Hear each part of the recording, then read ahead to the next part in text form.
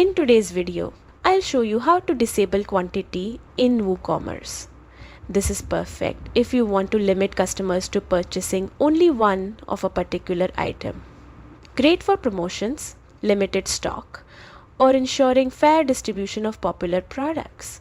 Start by going to the Products section in your WooCommerce dashboard. Find the product you want to restrict and click Edit to open the product details page. Next, click on the Inventory tab. Here you will see all the settings related to stock management. Look for the option labeled Sold Individually. Checking this box will allow only one unit of the product to be purchased per order. Finally, click Update in the top right corner to save your changes. Now, your product is limited to a single purchase per order, effectively disabling the quantity field for that item. And that's it. If you ever want to revert this, simply uncheck the Sold Individually option. This simple adjustment helps you manage stock, control promotions, and enhance customer experience on your WooCommerce store. Thanks for watching and happy selling.